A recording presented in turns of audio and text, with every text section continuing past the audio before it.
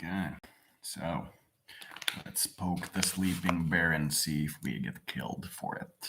I'm kind of thinking that we will because we're touching pretty close to a dangerous topic, but let's try.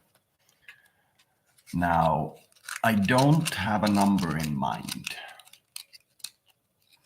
Most of these videos that I've seen due to this recent hubbub about people like Christian and these other people, they always say it should be either high or low.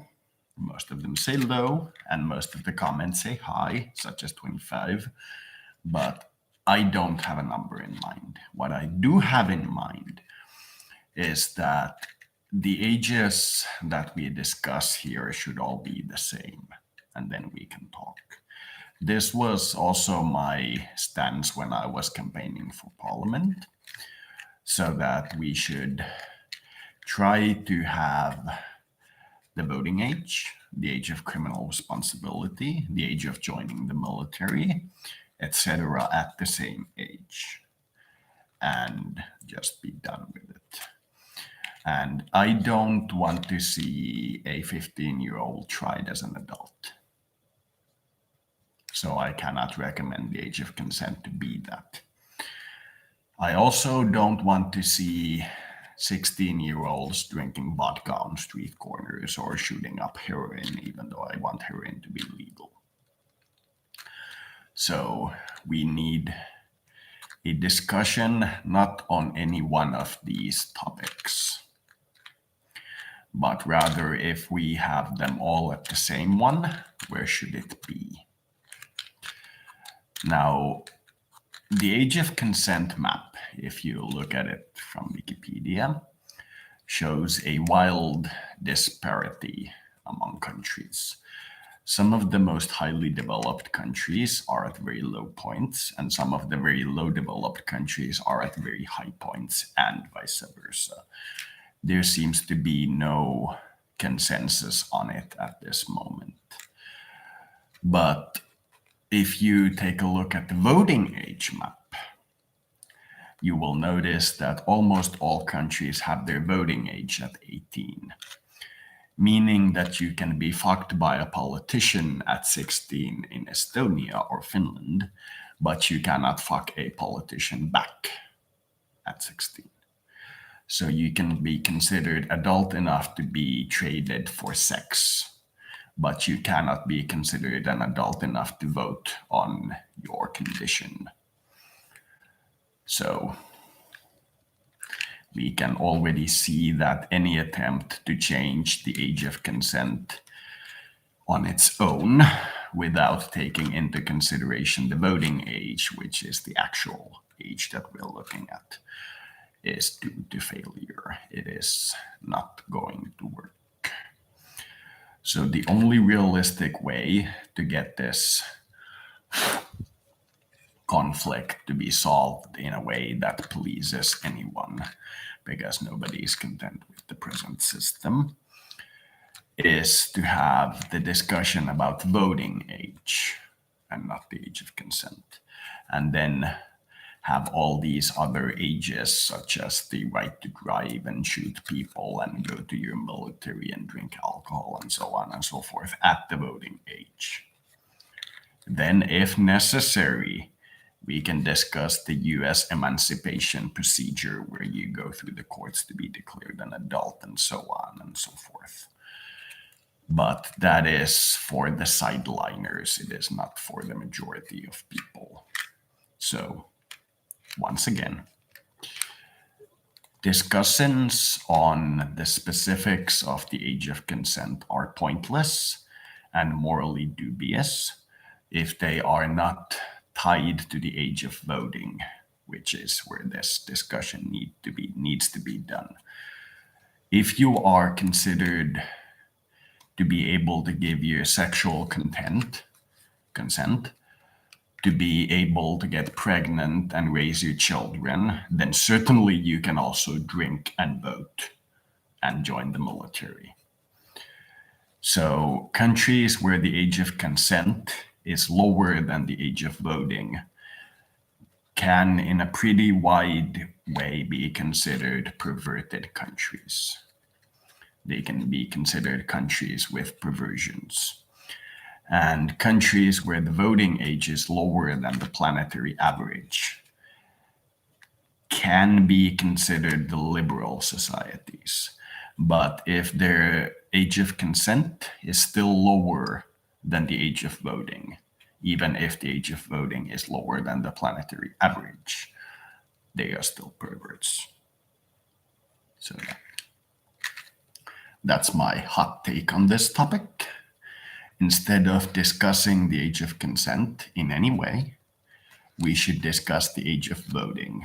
And we should see when we consider the person to be an adult enough to influence the rest of us in the open combat field that is politics. And then, and only then, should we consider them adult enough to actually raise children. And that is unfortunately the point that gets sideswiped in this discussion. And I believe that is all I have to say about this. Let me think if I can think of anything else to say. No, nothing comes to mind. So, in closing, like I said many times, do not even think of lowering or discussing in any way other than to say that such a thing exists as called the age of consent, without implying that the age of voting should be the same.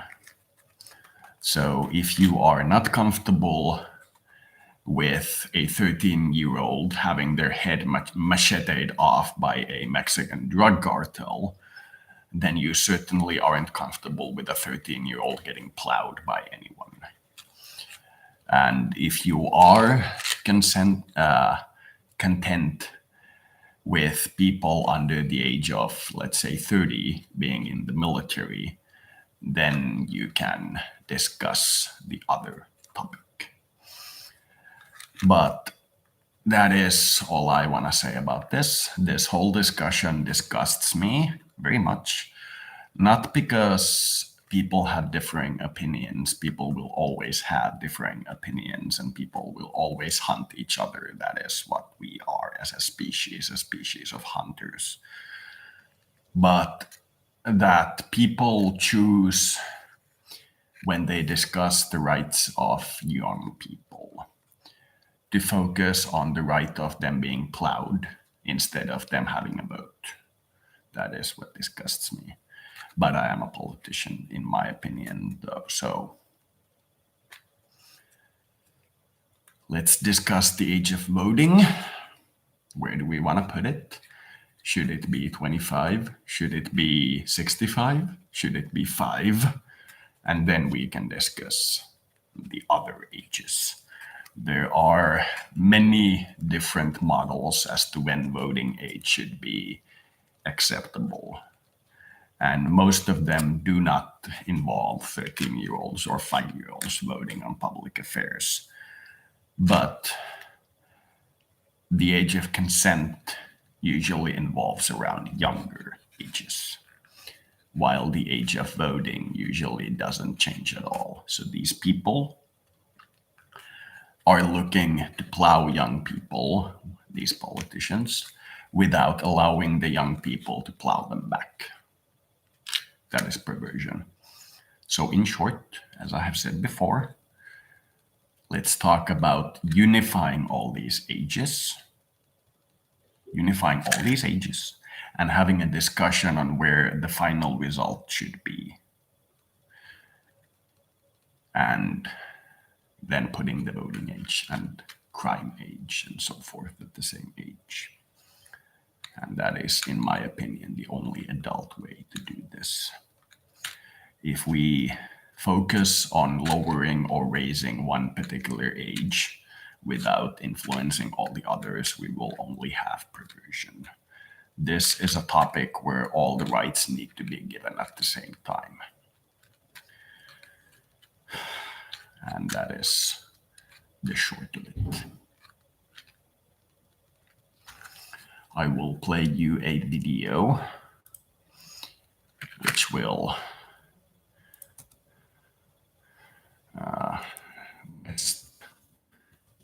being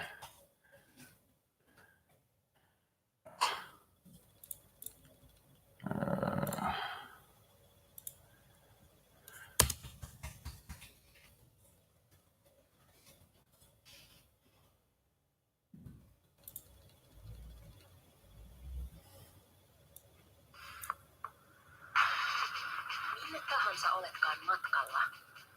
Kaikki tulevaisuutesi autovakuutukset osoitteessa fennia.fi.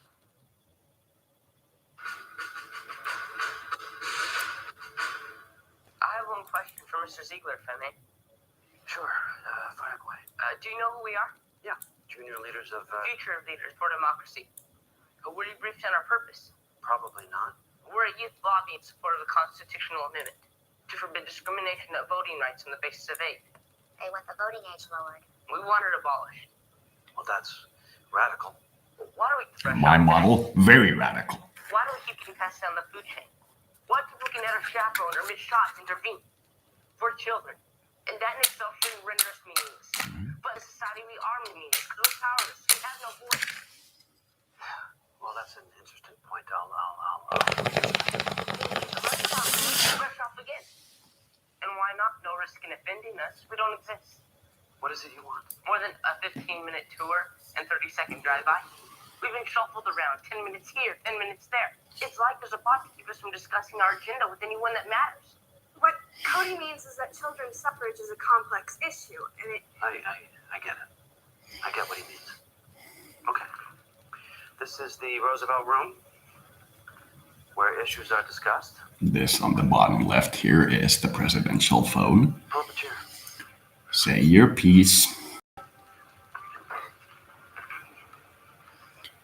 Let's talk to the microphone, not just So I'm a turn In not to forums. face sentencing as a full citizen, but not to vote. You could be pretty dumb and commit a crime. Voting requires a level of reasoning. adults don't have to prove any level of reasoning to vote. Nor should they. Okay, I'll see that, but would you agree children need special protections against coercion and mistreatment by adults? Sure. Those same vulnerabilities make them unable to vote independently. That argument, immature logic, And being easy to coerce. that argument was used to prevent Negroes and women from voting up until the 20th. It's been great, sir. Another half hour, I could have convinced you. I believe you. We heard District is the best pizza in town. Outrageous. District Pizza delivers, don't they? I think so. I will move to the first country to unify all those ages and push it You're all 1 right about year college or under the hang around global for a second. average. Probably No gonna more. work. It isn't only power No that more. corrupts, weakness corrupts. Just 1 Makes year. kids grow up cynical. So you think half of adults don't vote because they didn't get started soon enough? Absolutely. Churches don't wait. And they get kids at birth. And it's just kids, we have unique concerns. You're long gone.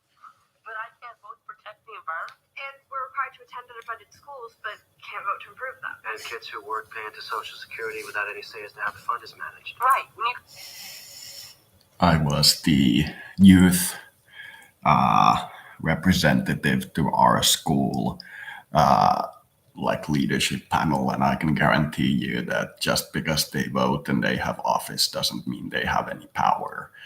There was a case where they wanted to buy computers, and they openly did so through a company that one of the persons had a good deal with. And I said that I can walk to a cheap, normal supermarket and not the most expensive place that you have a contract with and save you guys tens of thousands of dollars by buying from that store. And that was a world. I literally told them that I'm a computer whiz. I know the prices. I can get them for you for cheaper. And they gave it to the guy because he was an adult. So it's not about voting age. It's about a total reformation of society to a point where we can actually take the opinions of outsiders seriously. But while our understanding of the outsider culture is LGBTQ marches where they strap on leather pants and then parade through town and the children go like, why is that guy wearing leather and dry humping that other guy? Then there is really no discussion. There is no discussion. But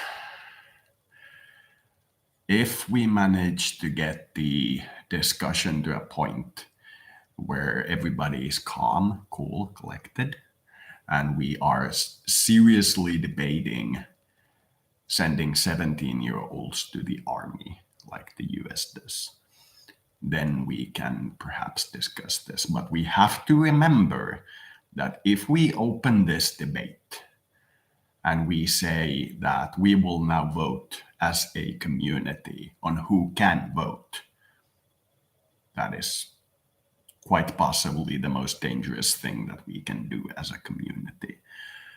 Because there is a possibility that one large lobby group will deny the others the right to vote.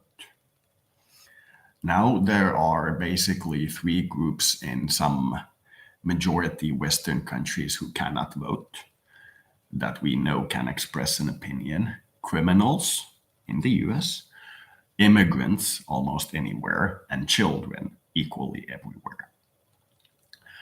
So if we open this discussion, we might, if the country is feeling particularly bad, get to a point where we can, for example, criminalize Black people from voting, or white people from voting, or conservatives from voting.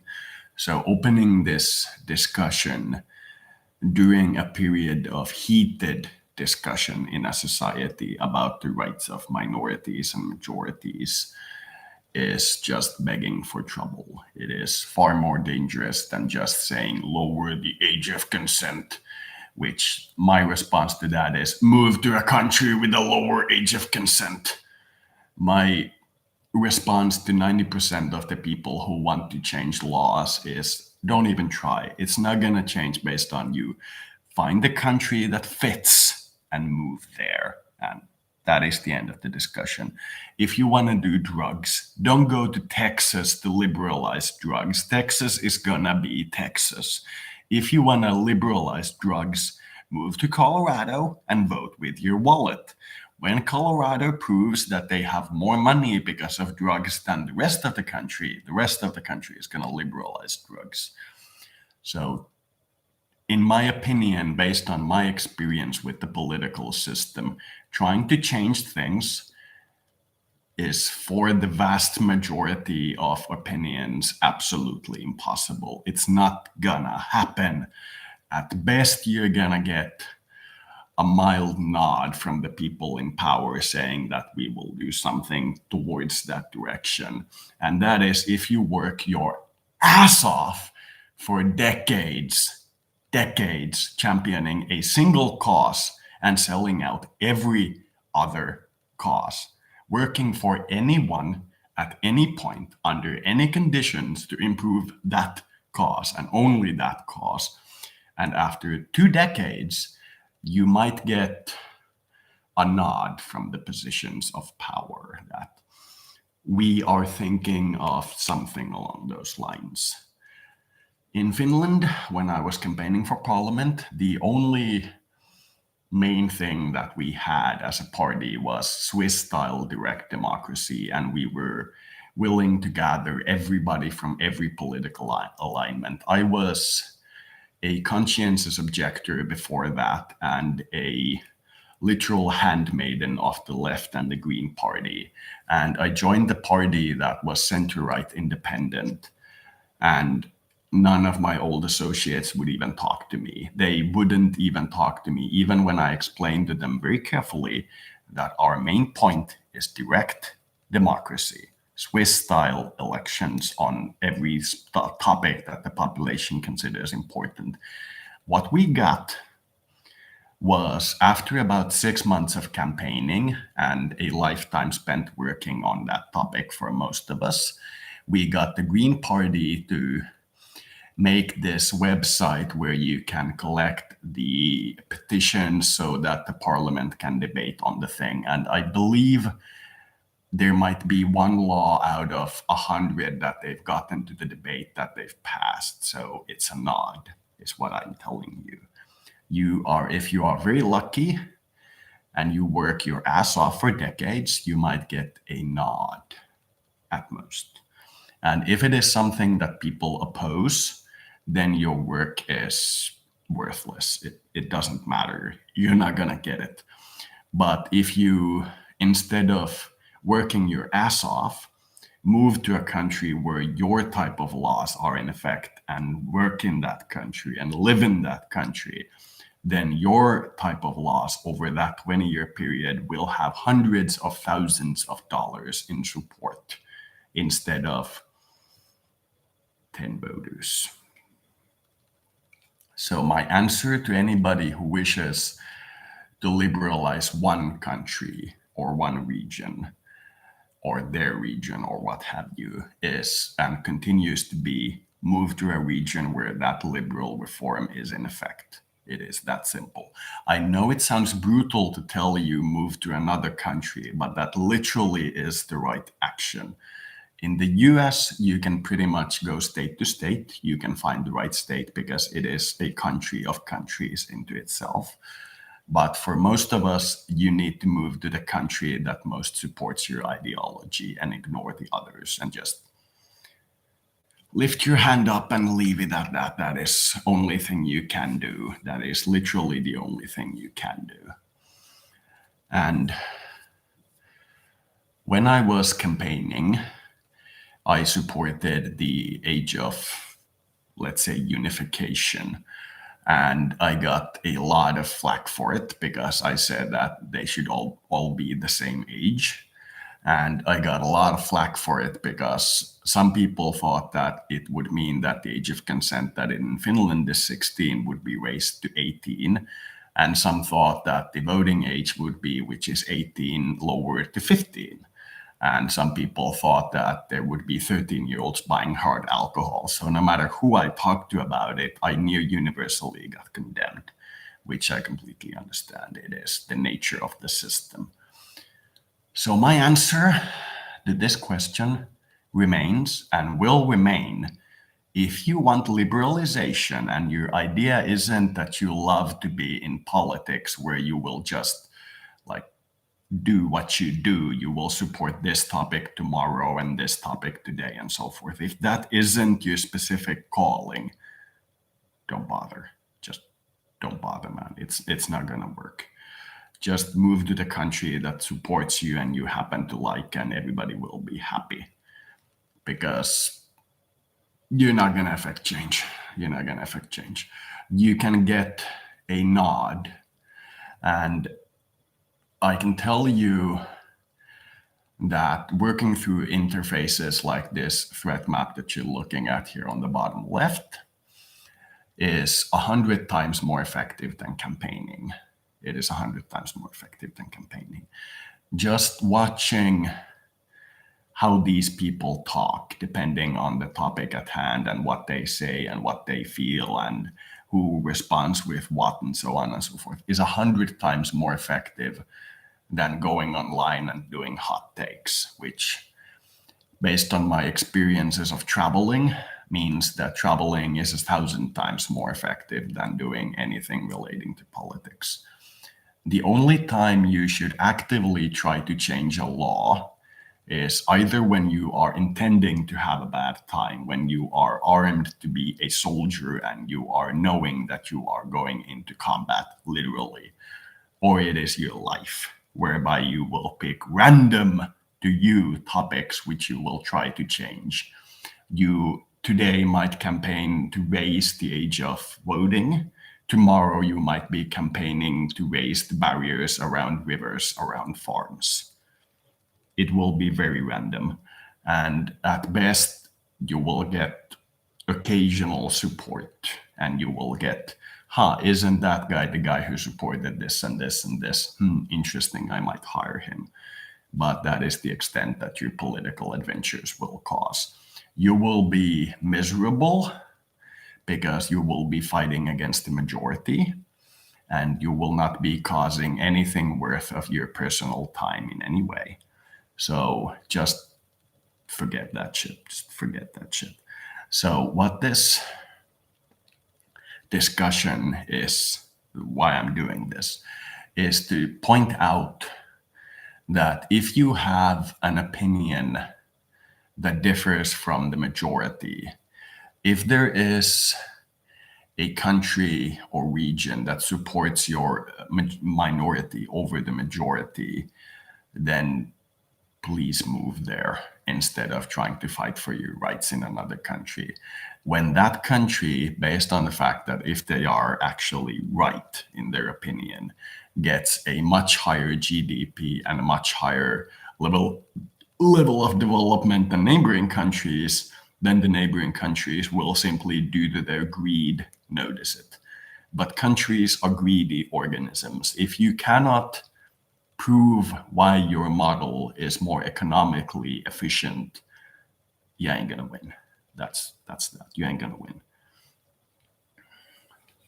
So returning to this topic, this is the first public, high-profile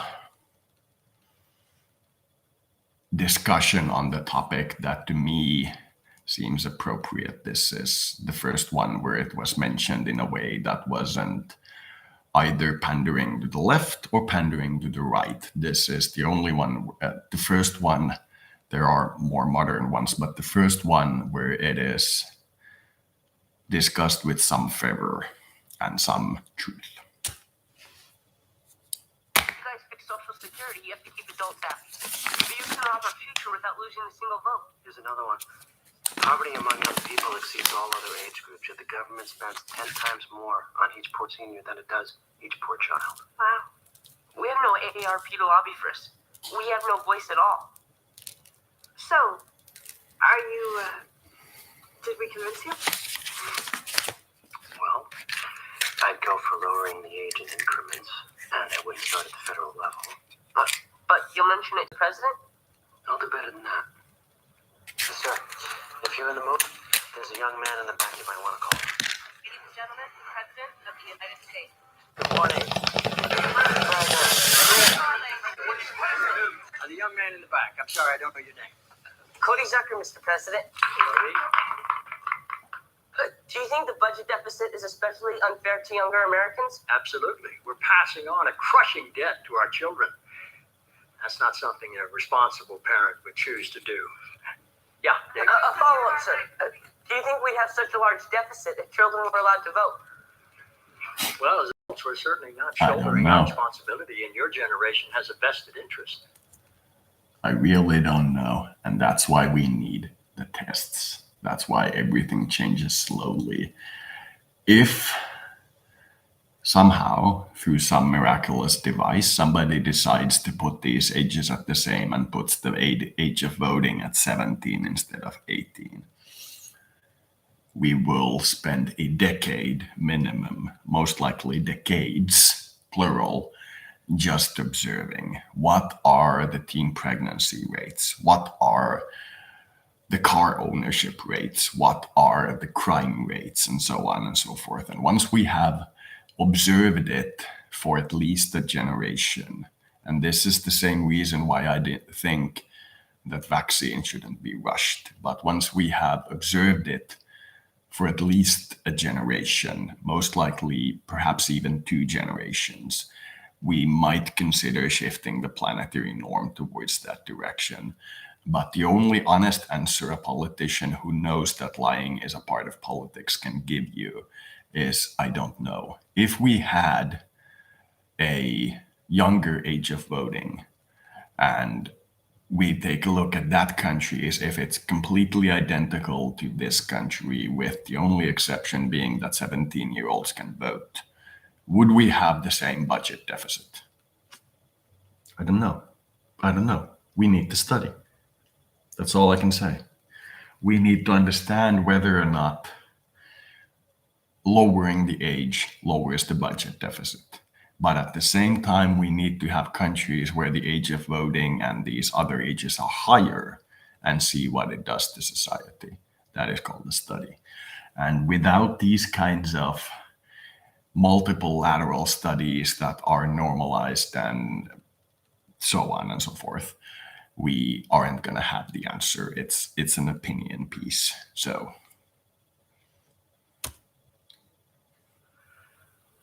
allowing children to vote is worthy of consideration.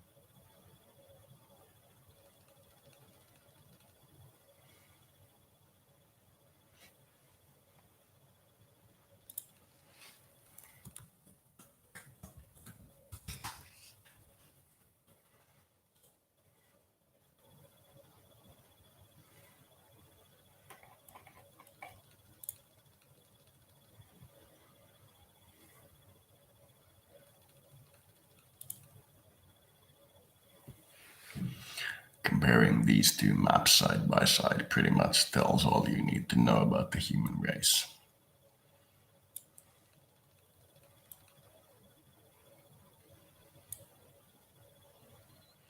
Comparing these two side by side. It's all you need to know about the human race.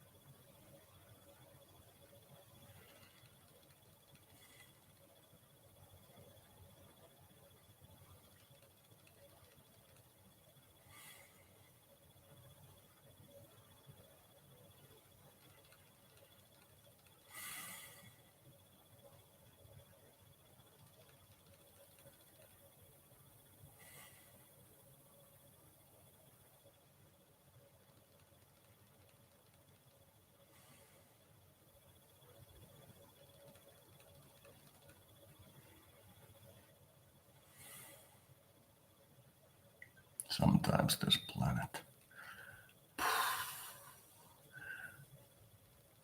You're an adult enough to be rammed by a freaking dragon dildo, but not adult enough to vote.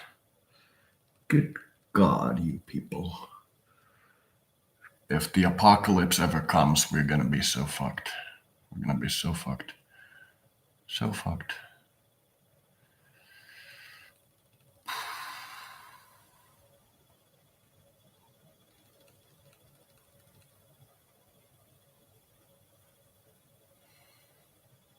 So fucked.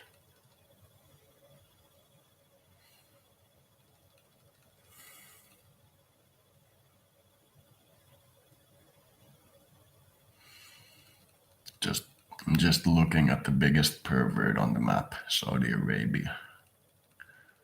Voting age at 21 and age of consent at 9 if you're married. I'm like,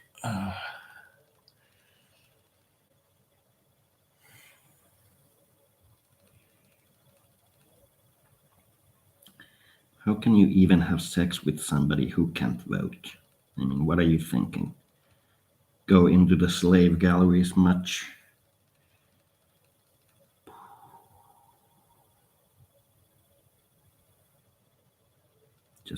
explain that one to me, will you?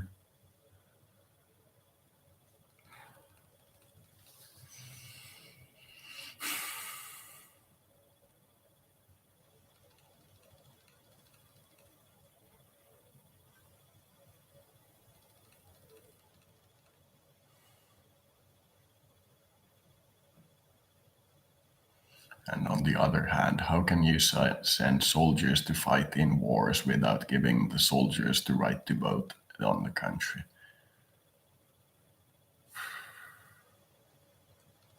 And I'm not even going to start on the voting rights for criminals. That's something that'll not go through this century. That's not something that'll go through. A country founded on rebellion from unjust rulership denies its own criminals the right to vote.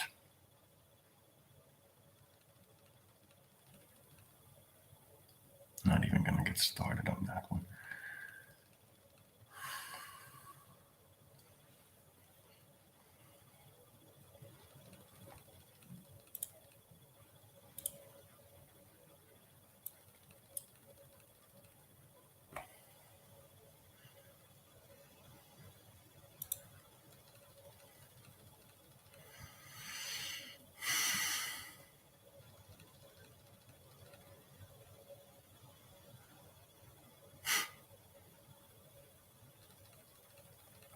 Those were the days. So that's my take on this topic. If we have a multiple choice voting where you can say what your preference in terms of this unified age would be, and we all vote, and then we all come to a conclusion on what it should be, then we can shelve the issue and have another vote in 20 years to a couple of generations. I think that would be suitable.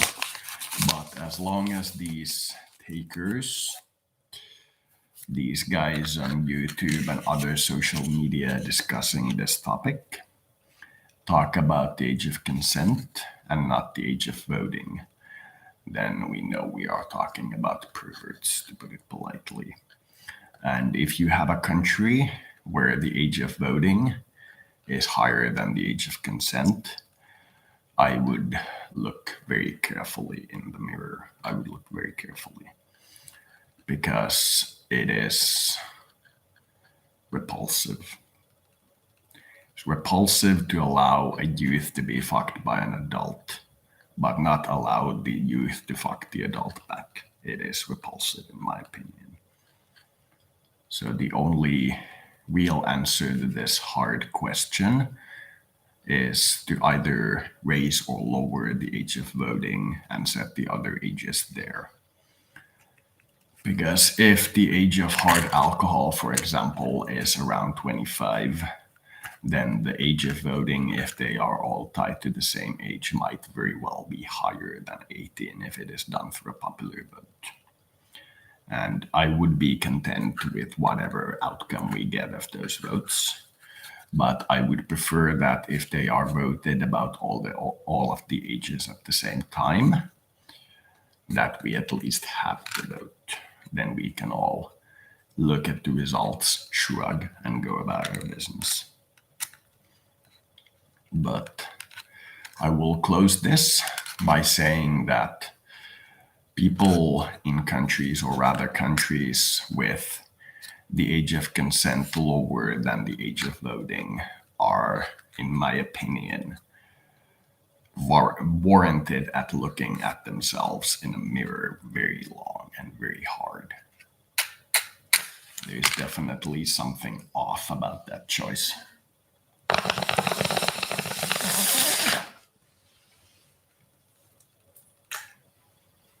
That is all. Thank you.